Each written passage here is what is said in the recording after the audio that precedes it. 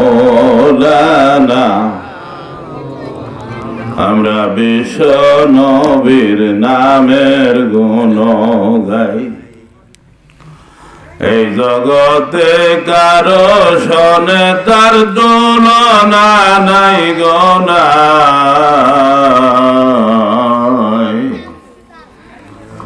আমরা বিশ্ব নবীর নামের গুণ গাই আল্লাহুম্মা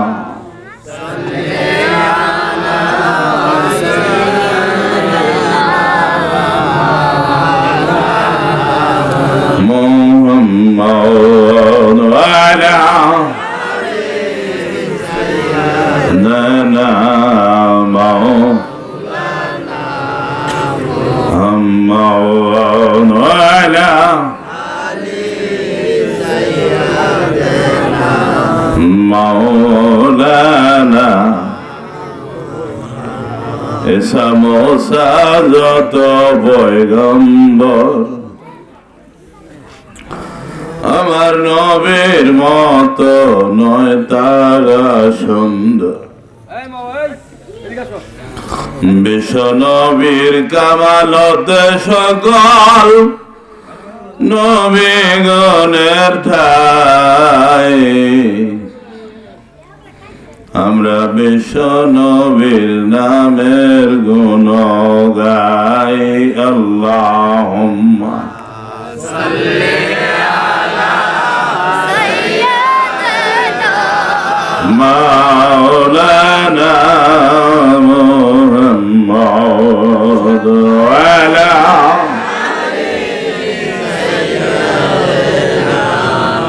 মাওলানা وعلى آل سيدنا مولانا نحمده ونصلي على رسوله الكريم أما بعد বক্তব্যের শুরুতে আমার মহান মুর্শিদ খাজা বাবা মুর্শিদপুরী খাজা বাবা সম্ভবঞ্জি এনায়তপুরী পাক কদমে আদমের কদম মুছে রেখে উপস্থিত জাকেরানা শেখান পর্দারালের মা বোনেরা সবার প্রতি রইল আমার সালাম। আসসালামু আলাইকুম ওয়া রাহমাতুল্লাহ। ওয়া আলাইকুম আসসালাম ওয়া রাহমাতুল্লাহি ওয়া বারাকাতুহু। আজকের এই মাহফিল মূলত ওয়াজ মাহফিল নয়। আপনারা সবাই জানেন মুজিবুর ভাই শেখ মুজিবুর রহমান সে নতুন বাড়ি করছে, বাড়ির নাম নকশবন্দি। নতুন বাড়ি করে জাকিরদেরকে দাওয়াত করছেন। তো এই হিসাবে আজকের এই মাহফিল। আরো কি জানি স্বপ্নে দেখছে, আমাকে দিয়ে মিলাদ পড়াইতেছে।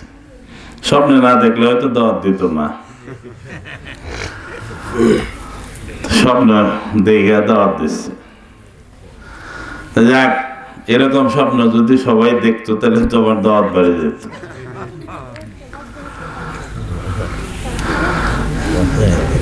না দেখুক, এখন আর দাওয়াতের দিকে আমার আকর্ষণ নাই। সব জিনিসেরই তো একটা সীমা থাকে। যে মাংসের ব্যবসা করে সে মাংস খায় না, মাছের ব্যবসা যে করে সে মাছ খায় না, ইলিশ মাছের ব্যবসা করলেও ইলিশ মাছ খায় না। মাংসের ব্যবসা করে কষাই, সে মাংস খায় না। মাংসের জন্য সবাই পাগল, কষাইয়ের কাছে থয়ে দো পট খোকন পয়টা থো। তো যাক, মাংস খায় না। 28 বছর যাবৎ এই বোঝাটা কমাইলে ভালো লাগতো, কেউ তো নাই।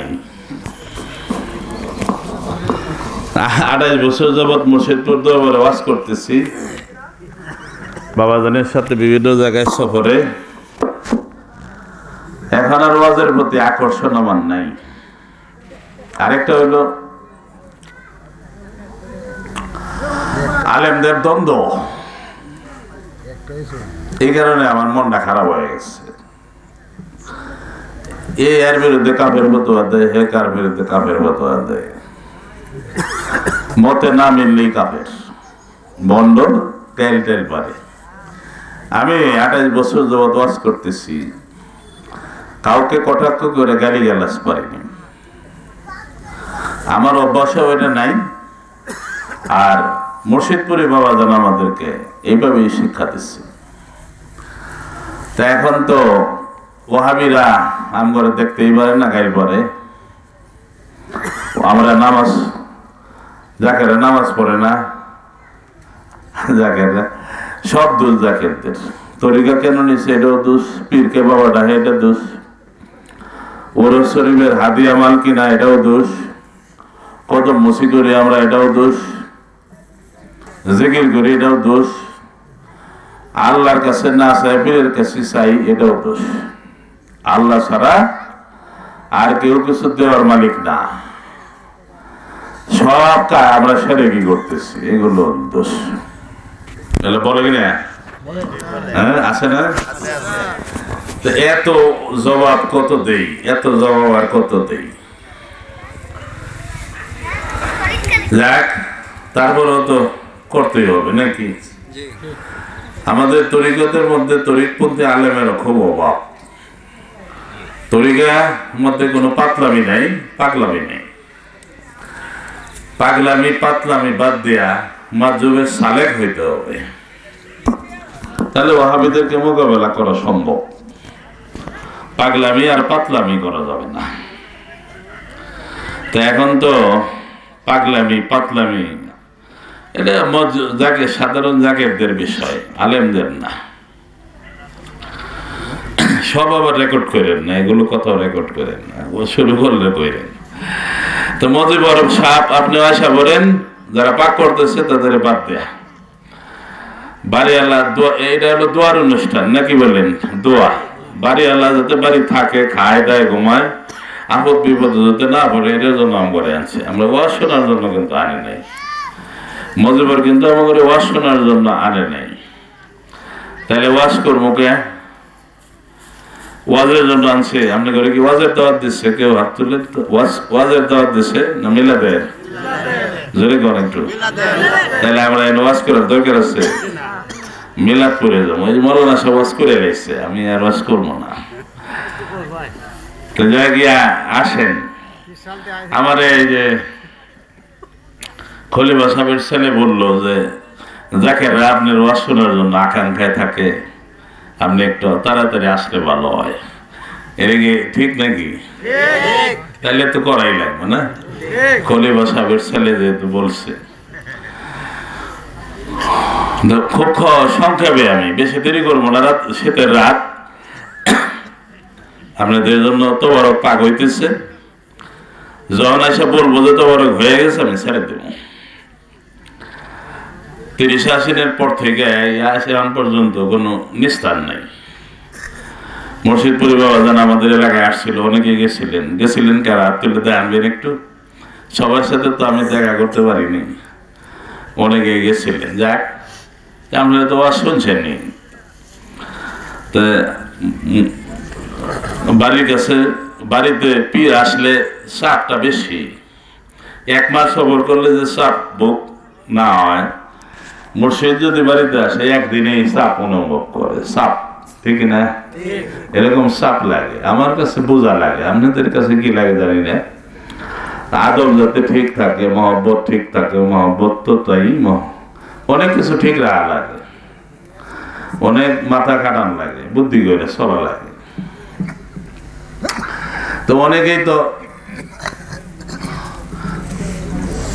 মুর্শিদ পীর দিয়া, পীর আসলে অনেকেই খুশি। আমি কিন্তু খুশি না, আমার কাছে বোঝা মাথায় নিলে কি খুশি লাগে? বোঝা আপনি নিতে পারবেন 2 মন, বাথায় বোঝা দিচ্ছে আপনার 5 মন, 2.5 মন, 3 মন, খুশি হবো কেউ? হ্যাঁ, তো মুর্শিদপুরি দেশে আসলে আমার কাছে বোঝা লাগে 20 মন, আমার মাথায় তো আমি কুলাইতে পারি না। তো আগে এগুলো কথা বলতে চাই না। ওয়াজ আপনারা শুনছেন, এটা ওয়াজের মাহফিল না মিলাদ করবো। মজিবরের নকশবন্দি বাড়ি যেন রহমত বরকতের মধ্যে তারা থাকতে পারে, ছেলে মেয়ে নিয়ে, এই দুয়াই আমরা করতে চাই। আপনারা কি বলেন? আর এখানে তবরকটা হয়ে গেলে আমার বলবেন, আমি ছেড়ে দিব, দোয়া কাম করে বাদ দিব। দুরূদ শরীফ পড়েন, আল্লাহুম্মা, এর সাউন্ড দেন আরো, মাওলানা মুহাম্মদ ওয়া আলা সাইয়্যিদিনা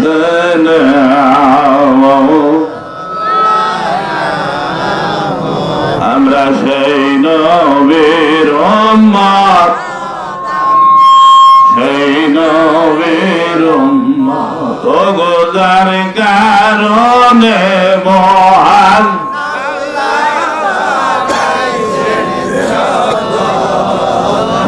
গো, যার কারণে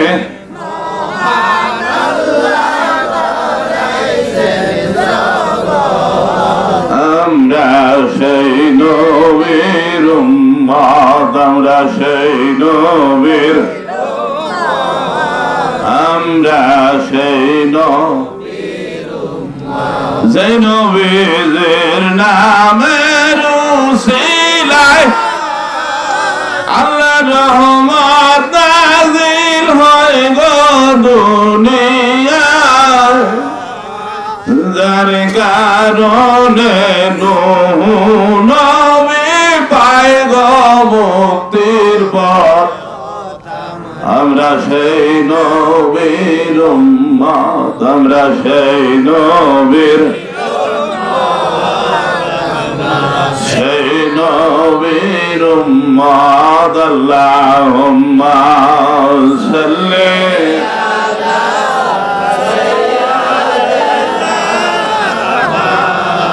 আলা মুহাম্মদ ওয়া আলা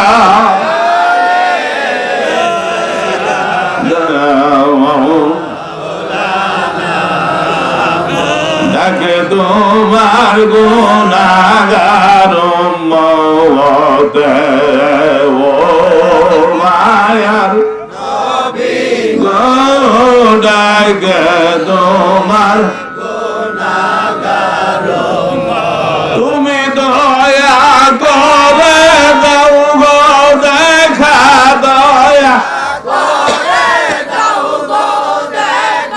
সাইগো শরণ সুমিতে ডাকে তোমার গুনাহগার উম্মত, ও মায়ার নবী গো, ডাকে তোমার গুনাহগার উম্মত, ইয়া রহমান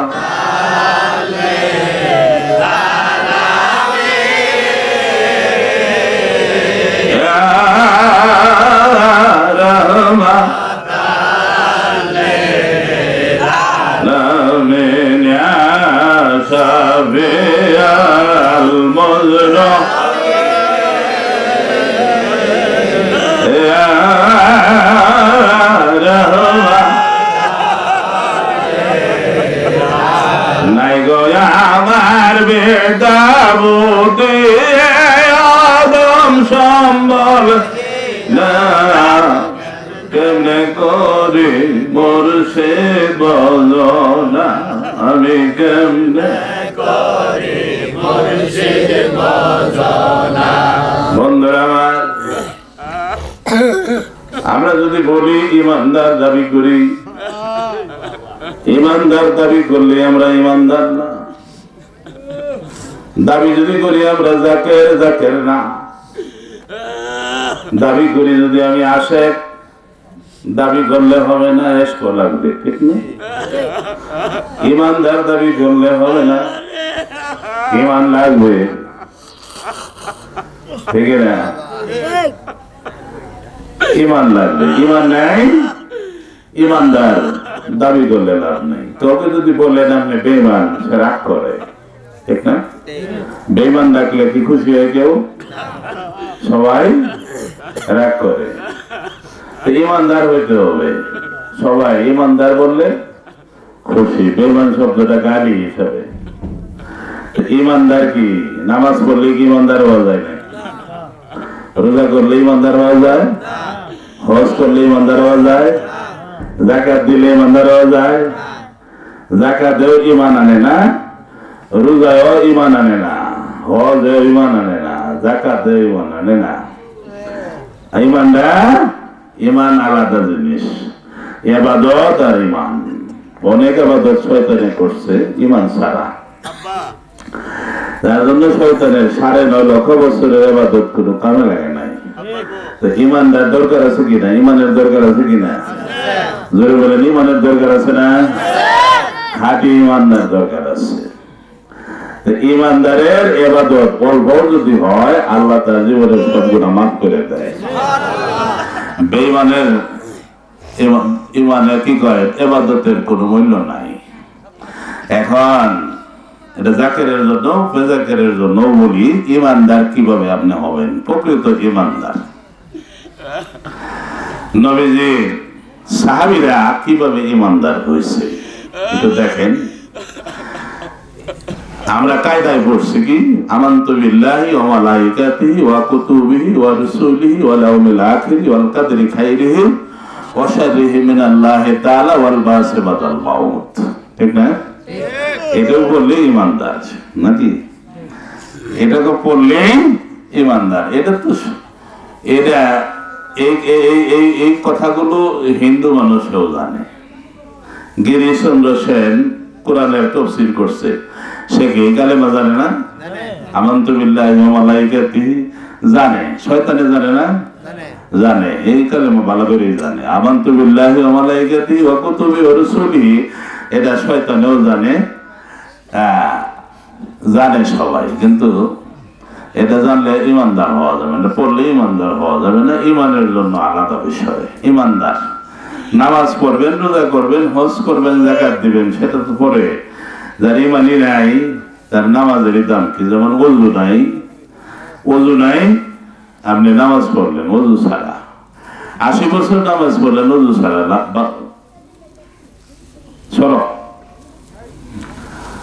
এগুলোর দাম কি? 80 বছর নামাজের দাম কি? দাম নেই।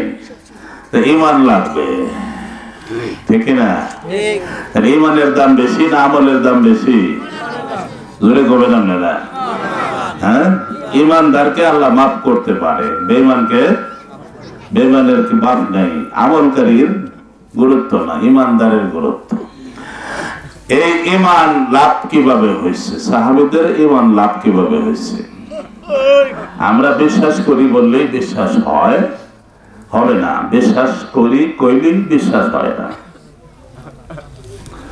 নবীজির সাহাবীরা কিভাবে এত গভীর ঈমানদার হয়েছে? টাকা পয়সাকে তারা কি আমাদের সে জ্ঞানী কম ছিল? কি কন? আমাদের সে জ্ঞানী কম ছিল? অনেক জ্ঞানী ছিল। তারা ছেলে মেয়ের মহব্বত কি তাদের ছিল না? ছিল। সব ত্যাগ করছে, ত্যাগ করে নবীর জন্য জীবনটা উৎসর্গ করছে, কারণ তারা খাঁটি ঈমানদার। ঠিক না? নবীজির সাহাবীরা খাঁটি ঈমানদার। আপনি আমি, তোমরা মোবাইল গুলো থাও বাবা, please give me some time. এই আমাদের ইউটিউব চ্যানেল আছে, ওগুলো থেকে দিতে পারবা। আমরা না করলেও তো ইউটিউবে চলে গেছে, এখন আর না করে বেলাবার টিপলে আমার ই লাগে, লাইন কেটে যায়। যাক, যে কথা বলতেছিলাম, ঈমানদার হওয়া লাগবে। আমি অবশ্য এই ব্যাপারে আরো ওয়াজ করছি, আজকে এখানেও বলা দরকার আছে নাকি? দরকার আছে না? ঈমানের দরকার আছে। মুর্শিদপুরি বাবাজানের সাথে যাইতেছি ভারত সফরে। আমি কিন্তু মুর্শিদপুরীকে মানতাম খলিফা হুজুর। কি মানতাম? খলিফা হুজুর। খলিফা হুজুর লালকুড়ি থাকতে ডাকতাম খলিফা হুজুর। যাইতেছি খলিফা হুজুর ভারত সফরে, 23 বছর বয়স। 23 বছর বয়সে ভারত যায় প্রধান বক্তা আমি, 10 জনের মধ্যে প্রধান বক্তা আমি। প্রধান বক্তা বক্তৃতা করবার গেলে ইমান তো লাগবো নাকি, এলেম তো লাগবো। এলেম ইমান আল্লাহর ওলিরা ইচ্ছা করলে এক মুহূর্তে দিতে পারে কিনা? ঠিক পারে না? পারে। এক মুহূর্ত, এক জামানা সব হতে পাও গিয়া। মুর্শিদপুরি বাবাজান দেখেন আমারে মৌলানা বানাইলো কিভাবে। ওয়াজটা পরে করি না, এটা শুনবেন নাকি? কিভাবে আমার ট্রেনিং শুরু হইল। করিমগঞ্জ জকিগঞ্জ হইয়া বাবাজান গেলেন প্রথম সফরে সিলেটের জকিগঞ্জ, করিমগঞ্জ ওপারে বর্ডার, এই পারে হইল জকিগঞ্জ। তা আমরা 10 জন বাবাজানের সঙ্গী সেখানে একটা, যেখানে পাসপোর্ট মানে বাংলাদেশের যে কাস্টমস, সেখানে যায় আমাদের গাড়ি থামলো। মুর্শিদপুরি বাবাজান যায় একটা কাস্টমসের ঘর আছে, সেখানে বাবাজান বসেন, আমরা বাইরে বসে আছি।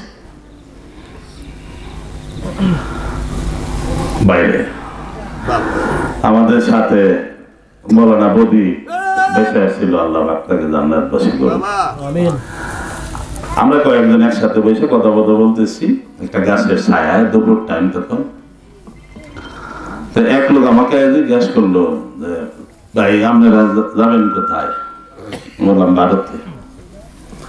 ভারতে কি জন্য? কোথায়? কোন এলাকা? আমরা ভারতে যেতেছি আমাদের মসজিদের সাথে। মসজিদ কি? আমি জিজ্ঞাসা করলাম আপনি কোন ধর্মের লোক? মসজিদ চেনে না যেহেতু। বললাম আমি হিন্দু। আচ্ছা, হিন্দুরা তো আমি করেন কি? আমি জুতো সেলাই করি। মসজিদ? আচ্ছা ঠিক আছে।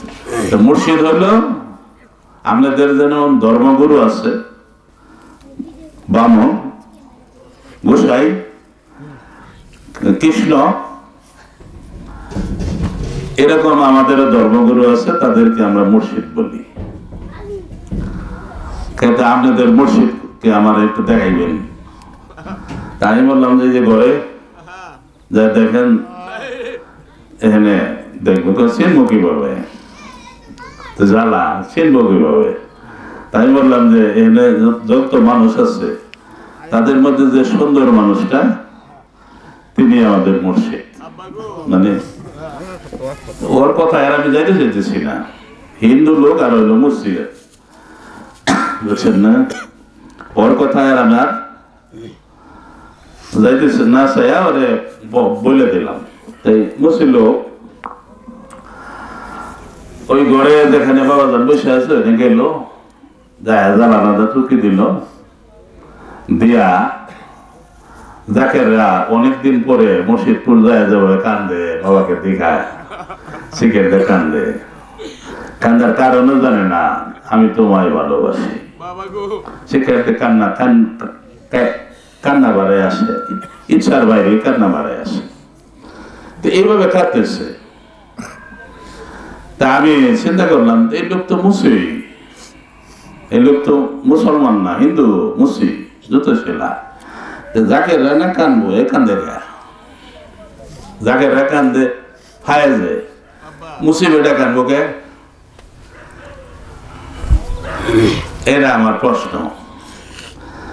আমি আগায় গেলাম, মুসির কান্না দেখা মাটিতে বসে হাওয়া করে কাঁদতেছে। শিশু বাচ্চা যেমন মা হারায় কান্দে, শিশু বাচ্চা মা হারাইলে যেমন কান্দে, হাওয়া করে কান্দে, মা গো মা গো মা, মা মা গো মা, হাওয়া করে কান্দে, এভাবে কাঁদতেছে।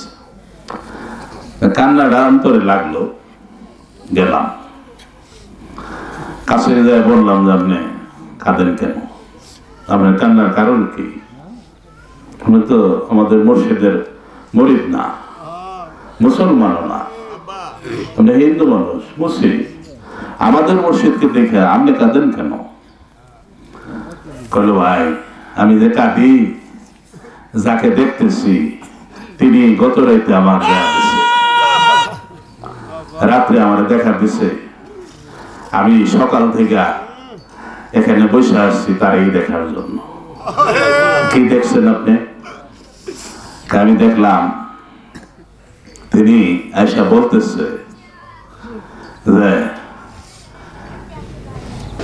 আমি স্বপ্নে জিজ্ঞাসা করলাম, জিজ্ঞাসা করলাম আপনি কে? বললো যে আমি শ্রীকৃষ্ণ, হিন্দু ধর্মের গুরু শ্রীকৃষ্ণ। আমি শ্রীকৃষ্ণ, তুমি আমার সাথে দেখা করবা, আমি এই দিক দিয়ে ভারত যাবো। এই স্বপ্নে দেখা সে সকাল থেকে বসে আসছে কৃষ্ণ দেখার জন্য। তো মুর্শিদপুরি বাবাকে দেখে কান্না শুরু করলো যে আমি তারে দেখলাম। তা আমি আল্লাহর হিকমত, স্বপ্নে না দেখলে তো এই লোক কান্দে না, মুসির লোক কান্দতেছে। ঘটনাটা আমি মনে রাখলাম, ডাকা লাগলো আমার। মুসি আমারে বললো যে ভাই যে করে হোক আমি আপনাদের মুর্শিদপুরি তো জানে না, বাবাকে আমার বাসায় একটু নেবে। হিন্দুরা তো বাবা ডাকতে ফতুয়া চায় না। আপনি বসেন, দাঁড়ায় থাকেন না, বসেন, জায়গা আছে। পরে কি হিন্দু লোকটা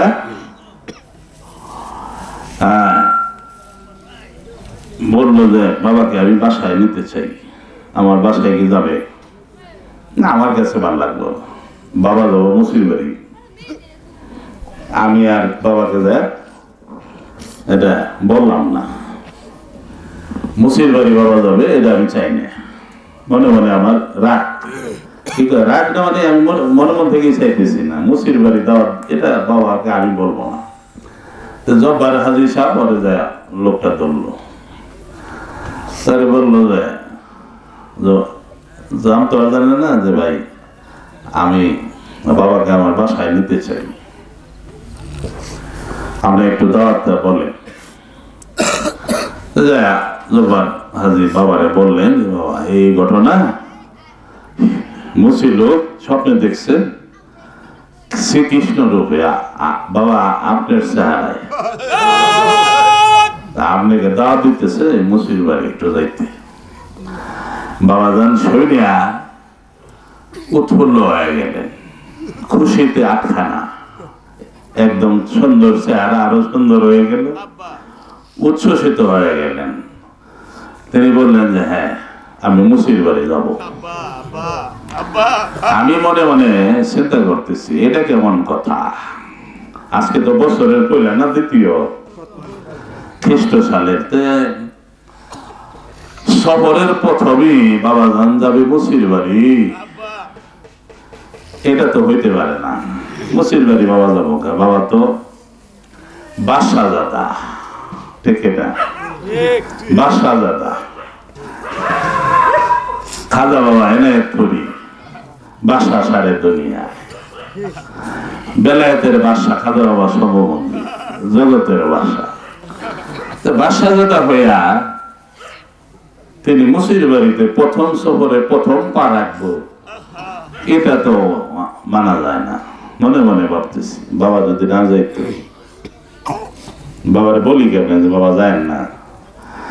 আমার আর্জি হলো কি বাবা যাতে মুসির বাড়ি না যায়। সবাই সামনে, বাবা সব কাজ শেষ হইলে, কাস্টমার কাজ শেষ করে সবাই বাবা জান আগায় যাইতেছে। বাবা জানের পিছনে এখানে আরো লোক ছিল, কাস্টমসের অফিসাররাও বাবাকে চিনলো, বাবার এক ভাই কাস্টমসের বড় অফিসার, এই হিসাবে তারা আগায় দিতে যাইলো। এই মুসির বাড়ির বাবা দিকে যাইতেছে, মুসির বাড়ির দিকে আগায় যাইতেছে। আমার মনে মনে খুব রাগ, মানে বাবা যদি মুসির বাড়ি যায়, আমি সবার পিছনে চিন্তা করতেছি মুসির বাড়ি মুসির বাড়ি মুসির বাড়ি না যাইতো। হঠাৎ বাবা যান দাঁড়ায় গেল, দাঁড়ায় বললেন মুজাম্মেল কোথায়? আমি পিছন থেকে আগায় গেলাম, মুজাম্মেল বাবা আপনি কি ভাবতেছেন? বাবা আপনি বলতেছেন আমি যাতে মুসির বাড়ি না যাই। শোনেন, যার অন্তরে দয়াল নবীজির মহব্বত সরিষা পরিমাণ মহব্বত থাকবে, আছে, সেই লোককে আল্লাহর নবী বেহেশত না নিয়ে জান্নাতের চৌকাঠে ভাড়া দেবেন। এই কথা শুনে আমার কান্না এসে গেল। আমি মুসির বাড়ি বাবা দাদা না যায়, এটা তো আমি বাবাকে বলি নাই, পৃথিবীর কেউ জানে না, আল্লাহ জানে, আমি জানি। আমি যে মনে মনে ভাবতেছি এটা তো কেউ জানে না, কেউ জানে এটা, কেউ জানে না। এই খবর কোথেকে পাইলো? এই খবর তো আল্লাহ দিচ্ছে বাবাকে, নাকি বলে? হ্যাঁ, এই খবরটা আল্লাহ বাকে দিচ্ছে। তাহলে আল্লাহর সাথে যোগাযোগ আছে কিনা? এই যে আমার প্রথম সার্টিফিকেট পাইলাম, হায়েস আসলো মোল্লাগিরি সার্টিফিকেট, হ্যাঁ, যে মুর্শিদপুরি কামেল পীর, নগদ দেখাইল, ঠিক না? কামেল পীর পরিচয়টা দিল। আর কি দিল? অহংকার করো না, আল্লাহ কিন্তু মুসিকেও ভালোবাসে যদি তার থাকে মহব্বত। শিখাইল না এটা? অহংকার করো না, আল্লাহ কিন্তু এলেম দেখে না, আল্লাহ কোন টাইটেল ভাবে দেখে না, আল্লাহ মুসিরেও ভালোবাসে যদি তার মধ্যে মহব্বত থাকে, ঠিক না? এক শিখাইল কি বাবাজান, গোপন খবর বলে দিল। আর কি? রাসূলুল্লাহর মহব্বতই যে ঈমানের মূল, এটা শিখাইল, ঠিক না? মুর্শিদপুরি বাবাজান অহংকার করে না, তিনি মুরিদের যে দরদি, এটাও বোঝাইল। তিনি বিশ্বশ্রেষ্ঠ গুরু, এটাও বোঝাইল, শ্রীকৃষ্ণ রূপে দেখলো। তা যাই হোক, আমরা বাবাকে শ্রীকৃষ্ণ বলতেছি না, ওই লোকের ভাষ্যটা বললাম। আমরা তো মুর্শিদ, মহান মুর্শিদ মানি। তাহলে এই যে প্রথম দেখাইলো কি? গোপন খবর, মনের খবর। মনে কি ভাবতেছেন এটা আল্লাহ ছাড়া কেউ জানে না। এটা যে বলে দিতে পারে, তার কামেলিয়াতের পরিচয় তিনি দিল।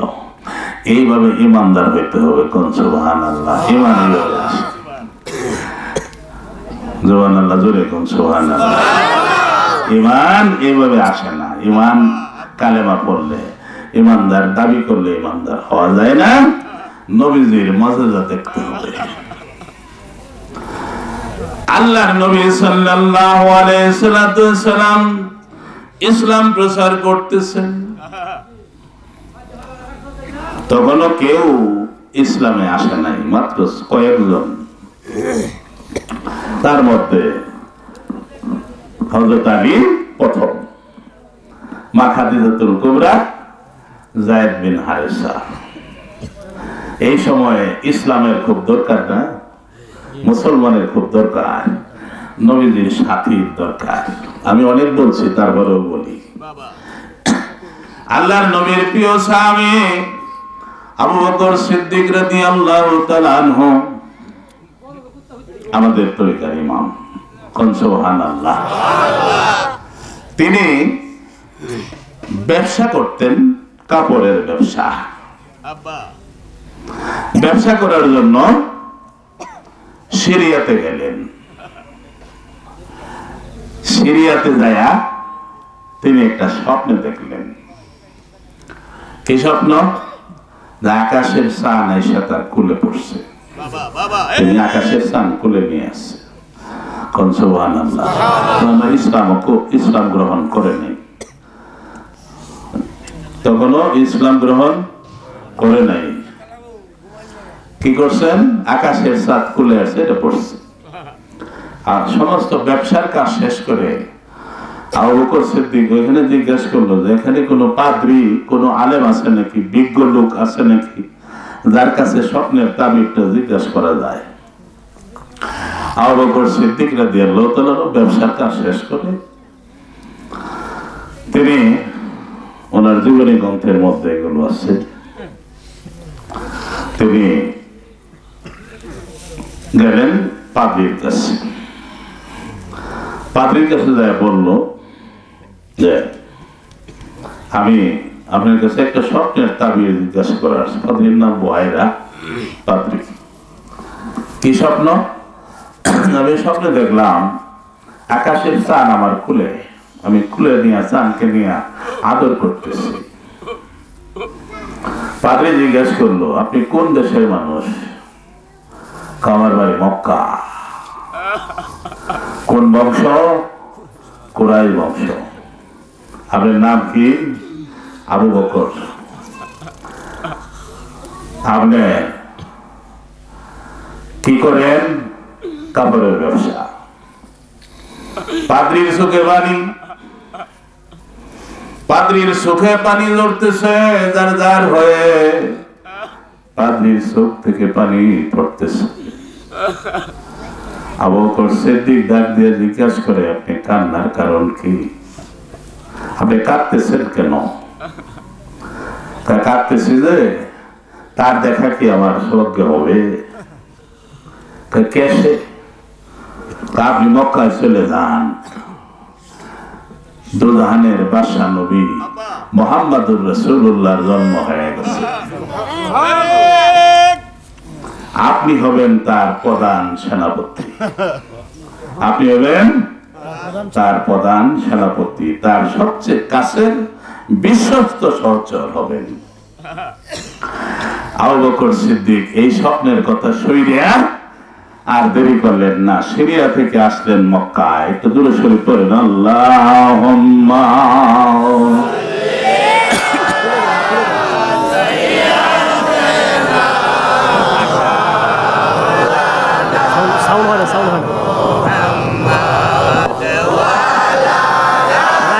একসাথে বললে লইব না, ওটা সাউন্ড হচ্ছে না।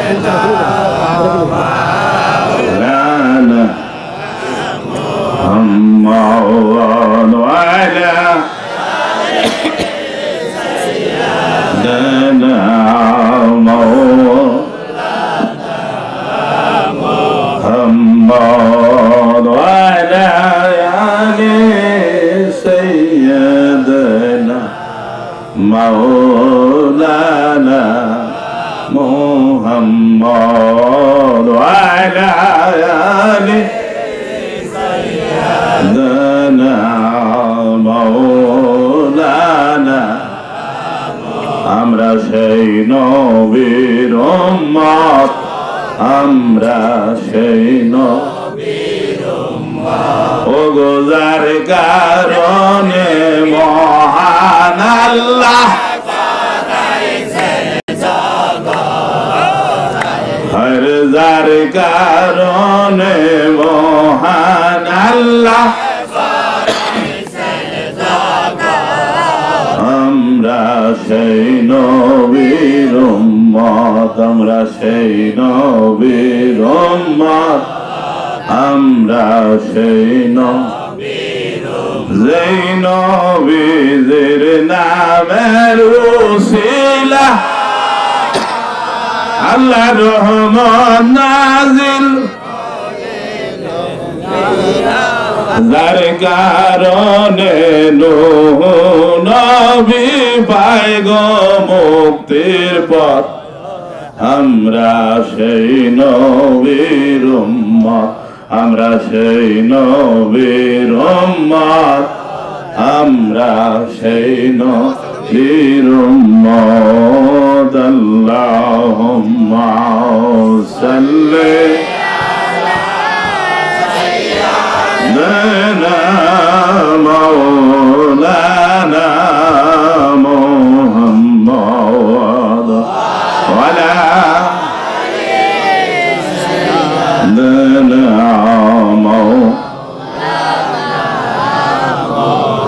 আবু বকর সিদ্দিক আর দেরি করে না, মন মানে না। স্বপ্নে দেখলাম কি, পাদ্রী কইল কি, মক্কায় যায় দেখি ঘটনা সত্য কিনা। মক্কায় তিনি আসলেন, অনেক লম্বা ঘটনা সংক্ষেপে বলি। মক্কায় আসিয়া মক্কার লোকদেরকে জিজ্ঞাসা করলো নতুন কোন ঘটনা ঘটছে কিনা। বুঝলেন ইমানদার কেমনে হয়েছে? মাথা নিচু করে ঘুমাইলে আমি ঘরে যান, আমি এইসব একদম ভালো লাগে না। আপনারা ঘুমাইবেন, ঘরে যায় ঘুমান, আমি বেশি সময় নেব না। আমি যে বলতেছি এটা ওয়াজ না, কাজের কথা, ঠিক না? আপনি বড় বড় গরু দিলে ইমানদার হইতে পারবেন না। দরবারে 80 বছর গেছেন, আপনি ইমানদার হইতে পারবেন না। আপনাদের কি করলে আপনারা আল্লাহ পাবেন, রাসূল পাবেন, দুনিয়াও পাবেন, পরকাল পাবেন। এই জন্য বলতেছি, আল্লাহ রসুলের কাছে দুনিয়াও পেয়েছে মানুষ, কি পেয়েছে? পরকালও পেয়েছে। আপনারা তা চান কি না? দুনিয়া আখেরাত দুটোই আমরা কল্যাণ চাই।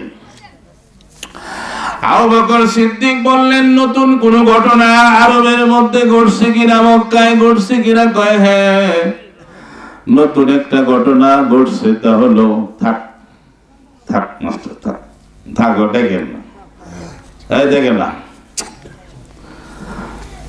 নতুন ঘটনা ঘটছে কিনা? হ্যাঁ ঘটছে। কি ঘটনা? আব্দুল্লাহর ছেলে মোহাম্মদ নবী দাবি করতেছে, তাই নাকি? হ্যাঁ, তিনি আর দেরি করেন নাই। সেই যে স্বপ্নে দেখছে আর নতুন ঘটনা মিলে যেতেছে না, কথা বলতেছেন তো, মিলে যেতেছে। আবু বকর সিদ্দিক আল্লাহর নবীর কাছে গেলেন, তখন প্রথম ইসলাম। ইমানদার কেমনে হবে না? আল্লাহর নবীর কাছে যাইয়া জিজ্ঞাসা করলেন, নবীজির কাছে বসে আছেন দুইজন, একই সাথে বড় হয়েছে, বন্ধু সুলভ, একই সাথে শিশুকাল কাটাইছে, 2.5 বছরের ছোট ছিল আবু বকর সিদ্দিক রাদিয়াল্লাহু তাআলা আনহু। তিনি সামনে যায় বসে আছে, কথা বলতেছে না, কিভাবে বলে কথাটা। হঠাৎ নবীজি জিজ্ঞাসা করলো, আপনি কিছু বলতে চাননি? হ্যাঁ বলতে চাই। কি বলতে চান? আমি শুনলাম মক্কার লোকেরা বলতেছে আপনি নাকি, আমি দাবি করতেছেন আপনি আল্লাহর নবী, আপনি আল্লাহর রাসূল, আপনি নাকি রাসূল দাবি করতেছেন। হ্যাঁ দাবি করি। তিনি চুপ হয়ে গেলেন, কিছু বললেন না। আবার কিছুক্ষণ পরে নবীজি বললেন, কিছু বলছেন না যে? বলবো যে আপনি যে নবী দাবি করতেছেন তার একটা প্রমাণ যদি পাইতাম। আল্লাহর নবী মুস্কি হেসে দিয়া বলে, হ্যাঁ আবু বকর, আর কি প্রমাণ চান? আমি যে আল্লাহর নবী এটার প্রমাণ আপনি আর কি চান? আপনি সিরিয়ায় গেছিলেন বাণিজ্য করার জন্য, সেখানে যায় স্বপ্ন দেখছেন আকাশের চাঁদ। নবীজির একটা নাম হলো বদরুদ্দুজা। সুবহানাল্লাহ, গনার একটু জোরে সুবহানাল্লাহ। সুন্দর নাম না? বদরুদ্দুজা শব্দের অর্থ আধার রাতের পূর্ণিমার চাঁদ। বদরুদ্দুজা, শামসের দুহা, বদরুদ্দুজা নবীজির নাম। রাহমাতাল লিল আলামিন নবীজির নাম। শাফিয়াল মুজনবিন, এগুলো নবীজির নাম। রাহমাতাল লিল আলামিন নবীজির নাম। আহমদ, মোহাম্মদ, অনেক ঘটনা। যাক, দয়াল নবী সাল্লাল্লাহু আলাইহি সাল্লাম বললেন, আবু বকর, আপনি সিরিয়ায় গিয়া স্বপ্ন দেখছেন আকাশের চাঁদ আইসা আপনার কুলে। আপনি এই স্বপ্ন দেখিয়া পাদ্রী বুহাইরার কাছে গিয়েছিলেন। বুহাইরার কাছে যাইয়া জিজ্ঞাসা করছেন। আপনি যখন স্বপ্নের তাবিজ জিজ্ঞাসা করছেন, বুহাইরা বলে দিছে মক্কায় নবী জন্ম নিয়ে আছে। জোরে কোন সুবহানাল্লাহ। এই খবর কি আপনি পাইছেন না? হ্যাঁ পাইছি। তাহলে আর দেরি কিসের? আর দেরি না করিয়া আবু বকর সিদ্দিক নবীজির কদমে পড়ে গেল। লা ইলাহা ইল্লাল্লাহু মুহাম্মাদুর রাসূলুল্লাহ। সবাই আবার বলেন, লা ইলাহা ইল্লাল্লাহু মুহাম্মাদুর রাসূলুল্লাহ সাল্লাল্লাহু আলাইহি ওয়াসাল্লাম। ইমানদার হইল কিনা? জোরে বলেন, ইমানদার হইল কিনা? জোরে বলেন, হইল কিনা? ঘটনা কি দেখে হইল? মুজিজা। কি দেখে? মুজিজা। আল্লাহর নবীর মুজিজা দেখা আবু বকর সিদ্দিক ইমানদার হইছে। আমি যদি ইমানদার হইতে চাই, নবীর মুজিজা দেখার তো সুযোগ নাই। সুযোগ আছে? মজেজার পরিবর্তে আগে ছিল মজেজা, ওই জিনিসটা 1400 বছর পরে ওই জিনিসটার নাম হয়েছে কারামত। সুবহানাল্লাহ। আগে ছিল মজেজা জিনিস, কিন্তু একই কোম্পানির জিনিস। কোম্পানি কিন্তু একটাই, কোম্পানি একটাই, জিনিসও একটাই। আগে ছিল মজেজা, 1400 বছর পরে হয়েছে কারামত। যে মুর্শিদের কারামত দেখে না সে কামেল বীরের মৈশ্বাসী খাঁটি জাকের হইতে পারবে। বন্ধুরা আমার আরো বলতেছি, নবীজির আরেক সাহাবীর নাম সালমান ফারসি। কি নাম? ঘুমাইছেন আপনারা পিছনের মানুষ? সবাই তো জাকের ভাই, কেউ লালকুটি যান, কেউ মুর্শিদপুর যান, যে যেভাবেই যান তরিকা তো বুঝতে হবে নাকি? বুঝা খাইতে হবে না? ঘুমাইছেন আপনারা? মাইকটা ভালো করেন না, আমার ঘরে জ্বালান কে? মাইক ভালো করেন, রাখবেন। আমি তো আইলসামি করি না, আমি ওয়াজ করতে আইলসামি করি না, আর বাড়িওয়ালার কাছে টেয়া চাই না। চাইলে অবশ্য আমি অনেক বড় ধনী হইতাম, গাড়ি বলে হইতে পারতাম, এই তো দেখা আমি করি না। তো যাক, কি জানি বলতেছিলাম, নবীজির এক সাহাবীর নাম সালমান ফারসি। অনেক আলাপ আছে, আমাদের শিখতে হবে। আচ্ছা, বাদাম খাইতে হবে, বাদাম খাওয়া শেখা লাগবো না? আমার এক চাচাতো ভাইয়ের বাচ্চা, বয়স 3 বছর। বাদাম, আমি মাঝে মাঝে জিনিস নিয়ে বাড়িতে যাই, বাদামও নিয়ে যায়। একদিন নিয়ে বাদাম নিয়ে দিলাম, ও তো খাওয়া শুরু করলো। সুলজেন যে ভাই খায়, বাদামও ভাই খেতেছে। পেট খারাপ করবো না? বাদাম খেতে হলে সোলায় খাইতে হবে।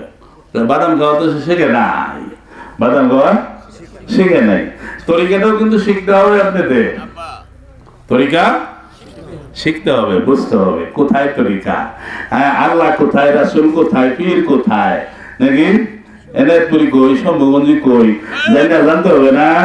ঠিক জানতে হবে না? আমি জানবার যাই ঠেয়া কামাই করা পারলাম না, আনালে আরো বড় বড় হইতে পারতাম।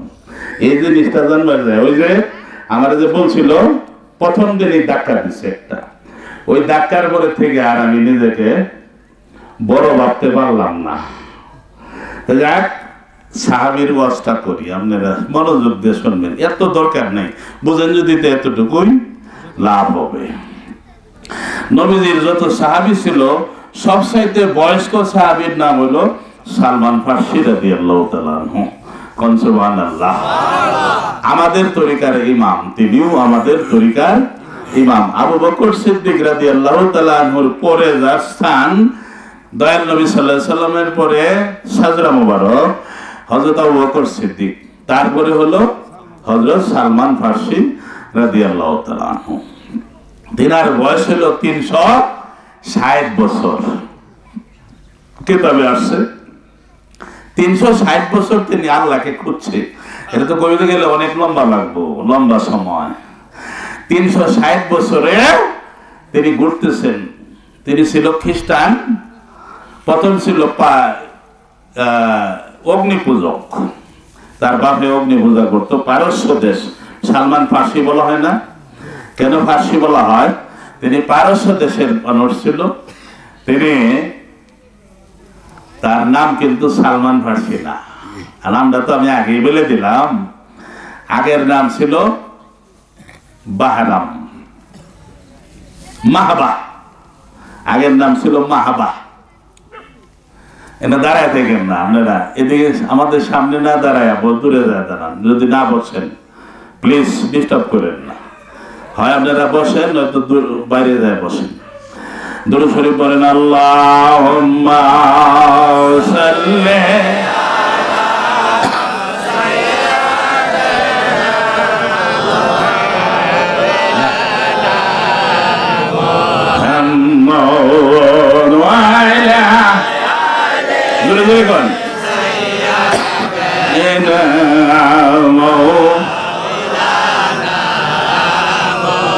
এই জগতে কারো সনে তার তুলনা আছে নাকি? বিশ্বনবীর নামের গুণ গাই আমরা, বিশ্বনবীর নামের গুণ গাই। এই জগতে তার তুলনা নাই গো নাই,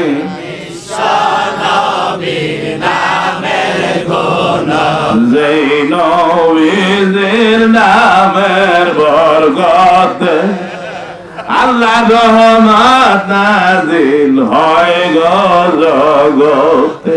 সেই দয়ালের শান মুখানা সদা কোন,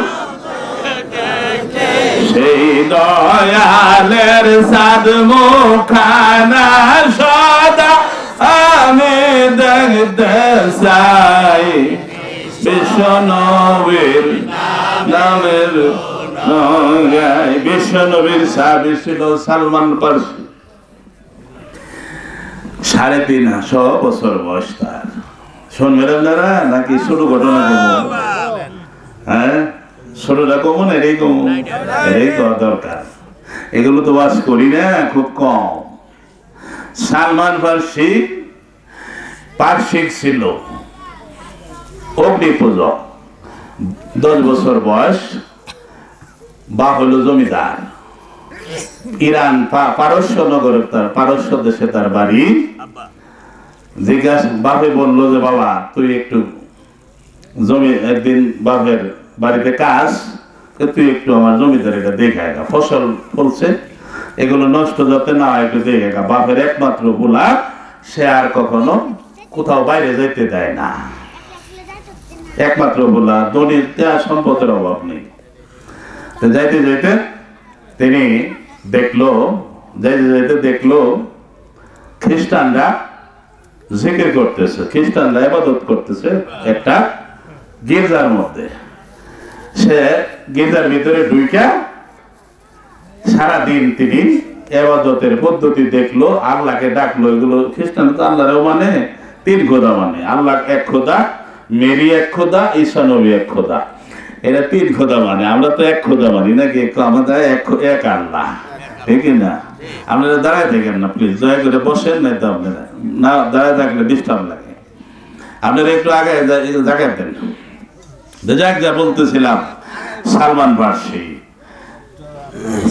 নাম কি মাহবা। তিনি সারাদিন কাটাইলো।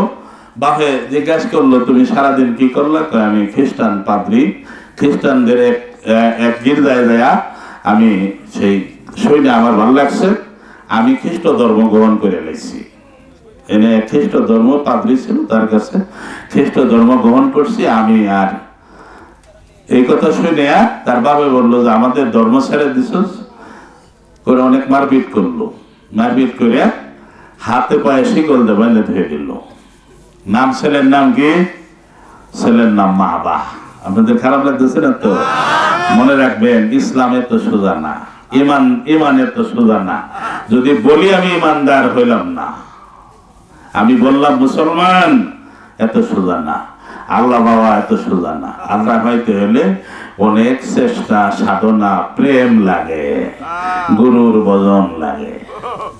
সাধারণ ভাবে পাবে সামান্য কি তার দেখা,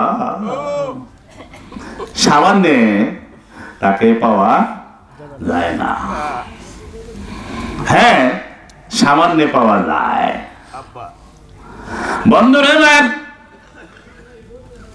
সালমান মাহবা হাতে পায়ে শিকল বেঁধে রাখছে। তার একটাই কথা, বুদ্ধিমান বালক ছিল।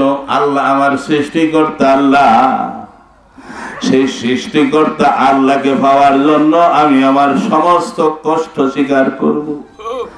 খ্রিস্টানদের বন্ধুর কাছে খবর দিল,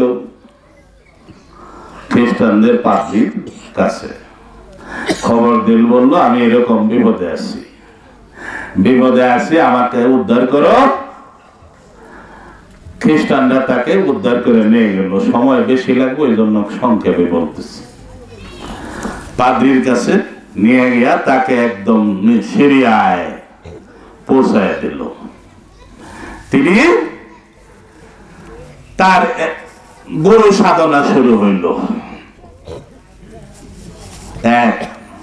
7 জন গুরুর সেবা করলো, 7 জন পীরের সেবা করছে। প্রথম গুরুর সেবা করার পরে ওই গুরু মারা গেছে। জিজ্ঞাসা করছে আমি কার কাছে যাব, আরেকজন দেখায় দিচ্ছে। তারপরে তারও জীবন ভরে খেদমত করছে, আল্লাহ পায় না। এইভাবে সেও মারা গেছে, মারা যাওয়ার সময় হয়েছে, বললো যে আমি কার কাছে যাব, আরেকজন গুরুর নাম বলে দিছে। এইভাবে 6 জন গুরু বলার পরে 7ম যে গুরু তারও মরার সময় হয়ে গেছে। এদিকটা তো সালমান রশি বৃদ্ধ হয়ে গেছে, আল্লাহ পায় না। কি পায় নাই? আল্লাহ পায় নাই। সাধনা করছে, পীরের খেদমত করছে। কার কোন পীর? খ্রিস্টানদের পাদ্রী পীর।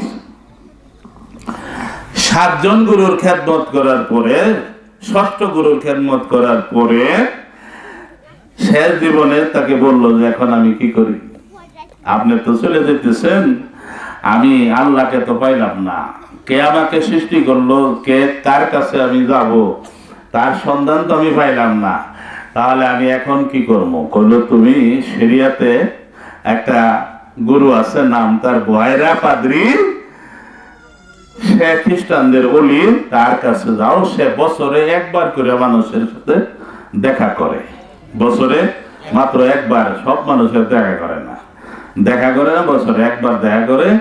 তার কাছে যাইবা, যাই আমার সালাম জানায় বলবা আমি তোমাকে পাঠাইছি। কথা বুঝছেন তো? আল্লাহ বাবা সহজ, এত সহজ না বন্ধুরা। 360 বছরের বৃদ্ধ খুঁজে কাকে, আমি কোথায় যাইয়া মুক্তি পাইব, কতদিন আর, আমি গানটা লিখছি ওই ঘটনা মনে করে করে, কতদিন আর বাউল বেশে পথে পথে ঘুরিব, কোথায় যাইয়া মুক্তি পাইব, আমি কোথায় যাইয়া মুক্তি পাইব। ঘুমায় না কেউ? ঘুমাইতেছেন নাকি? ঘুম হলো শয়তানের প্রভাব, ওদিকে ঘুমাইতেছে না করেন। ঘুমাইলে মজিবরের ঘরে আছে, ওখানে যায় ঘুমা, নকশবন্দি ঘর। বন্ধুরা আমার,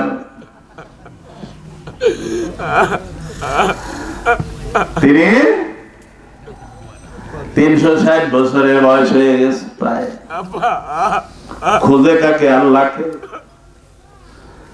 খুঁজে খুঁজে পাদ্রীর বাড়িতে উপস্থিত হয়েছে। 6ষ্ঠ গুরু বলে দিছে 7ম গুরুর কাছে। 7ম গুরু বয়রা পাদ্রী, বছরে 1 বার করে দেখা করে। তিনি তার বাড়িতে আসলো, অনেক লম্বা ঘটনা। আয়েশা ওখানে খাদেমরা তাকে যায় বললো যে এখানে ফ্রিভাবে খাওয়ানো হয়, আপনি কোথেকে আসছেন? যে আমি আসছি সিরিয়ার অমুক এলাকা থেকে, আমার গুরু আমাকে বহাইরার কাছে পাঠাইছে। তাই তা আপনি তো ভাগ্যবান লোক, আপনি যে আসছেন, তিনি 1 বছর পরে দয়া করে আগামীকাল হলো তার সাক্ষাতের দিন, আপনি তো ঠিক টাইমে আসছেন, আপনি ভাগ্যবান লোক। মানে 1 বছর পরে দেখা করে, আসছে 1 দিন আগে। ঠিক আছে, তিনি একটা গাছের নিচে বসে রইলেন। আয়েশা খাদেমরা বললো যে আমাদের ঘর আছে, ঘরে এসে বসেন। কয় না, আমি গাছতলায় ভালো লাগতেছে, গাছতলায় আমার শান্তি লাগতেছে। অনেকে কয় না যে আসেন ঘরে মিয়া ভাই, বা আসেন ঘরে আসেন। কয় না ভাই, গাছতলায় ভালো লাগতেছে, চা বিস্কুট যদি দিবার শান্তি গাছতলায় দেন, আছে না, এই গাছটার নিচে ভালো লাগতেছে। আর এরকম অত আছে যে আপনার বাপে বসে বসে এই গাছের তলে বসে বসে বসে থাকতো, আব্বা যখন বসে থাকতো তা আমরাও কত থাকি, আছে না এরকম? ঘুমেন না, ঘুমের জায়গা না, এটা খাসির মাংস খাবেন, ঘুমাইলে তো খেতে পারবেন না। ঘুমের পরে কি ভালো করে খাওয়া যায়? হ্যাঁ, তা আপনারা যদি এনে ঘুমান তাহলে মজুরের বিরিয়ানি কেনা খাবো, ঘুম ভেঙে কিন্তু খেতে পারবেন না, ডিস্টার্ব করেন না। কথাগুলো দামি নানি দামি, অনেক দামি, কিন্তু অনেক দামি। ঘুমায়েন না। পরের দিন দেখা করলো সালমান ফার্সি, নাম হলো মাহবা, নামটা আগেই বলে দিলাম তো, মাহবা। দেখা করলো যায়, কি নাম আপনার? মাহবা। কই থেকে আসছেন? আমার বাড়ি, আমি ছিলাম পার্সি, 10 বছর বয়সে আমি বাড়াইছি। কি জন্য বাড়াইছেন? আল্লাহকে খোঁজার জন্য। আমার কোনো উদ্দেশ্য নাই, আমি কোনো বিয়ে শাদীও করি নাই, আমার কোনো সংসার নাই। আমি খুঁজি কাকে? আমি কোথায় যায় মুক্তি পাবো? কে আমার সৃষ্টিকর্তা? আমি তাকে খুঁজতেছি, তাকে আমি পাওয়ার জন্য পেরেশান হয়ে পড়তেছি। পাদ্রিকে পিসাব পাদ্রি পাদ্রি বললেন, আপনি তো বৃদ্ধ মানুষ, এতদিন ধরে বাড়িয়েছেন, সত্য কথা বলি, আমিও কিন্তু এখনো আল্লাহরে পাই নাই। পাদ্রি বলল, যদিও তিনি সবাই লাখ লাখ মানুষ তার ওলি আল্লাহ মানে, কিন্তু সালমান ফার্সিকে বলল যে আমিও আল্লাহকে এখনো পাই নাই, আমি তার প্রেমে এখনো হাবুডুবু খাইতেছি ঠিকই, কিন্তু এখনো আমি আল্লাহকে পাই নাই। বৃদ্ধ বয়স হয়ে গেছে, আমার মরার সময় হয়ে গেছে, এখনো আমার মনে শান্তি আসে নাই। তখন সালমান মাহবা বলল যে তাহলে তো আমার এখন আর কোনো রাস্তা রইল না, আপনি যেহেতু পান নাই আমাকে রাস্তা, আপনি দেখাইতে পারবেন না, তাহলে এখন আমার সামনে রাস্তা একটাই আছে, আমি আত্মহত্যা করব। আমি যেহেতু 360 বছর প্রায় হয়ে গেল আমার লাখে খুঁজা, বাড়ি ছাড়লাম, ঘর ছাড়লাম, টাকা পয়সা ছাড়লাম, বাপের জমিদারি সাইরা, সব সাইরা আজকে এই পর্যন্ত আসলাম, এখনো আল্লাহ সন্ধান পাইলাম না, তাহলে এখন তো আমার আত্মহত্যা করা ছাড়ার বুদ্ধি নাই। তখন বুহাইরা বলল, পাদ্রী শুনতে রাজি আছেন না? কারা কারা ঘুমাইবেন? ঘুমাইবেন? হাত তুলছেন? ঘুমাইন না, মজার ঘটনা। বুহাইরা বলল যে বাবা, আপনাকে একটা রাস্তা আমি দেখাইতে পারি, আপনি কি কষ্ট করতে পারবেন? কয় হ্যাঁ পারবো। অনেক কষ্ট হবে? কয় হ্যাঁ পারবো। অনেক কষ্ট হবে? কয় যতই হোক কষ্ট আমি পারবো, আপনি বলেন। কয় তাহলে শোনেন, আজ থেকে বহু বছর আগে, আজ থেকে অনেক বছর আগে আমি আমার খানকার উপরে বারান্দায় দাঁড়ায় আছি, এমন সময় দেখি আকাশের মেঘ একটা কাফেলারে ছায়া দিয়ে দিয়ে নিয়ে আইতেছে। কিছু মানুষ মক্কা থেকে এদিকে আসতেছে, ওই কাফেলাটাকে আকাশের মেঘ ছায়া দিয়ে দিয়ে নিয়ে আসতেছে। আমি তওরাত কিতাবে পড়েছি, জবুর কিতাবে পড়েছি, ইনজিলে পড়েছি, বিশ্ব নবীকে আকাশের মেঘ ছায়া দিয়ে দিয়ে নিয়ে যাবে।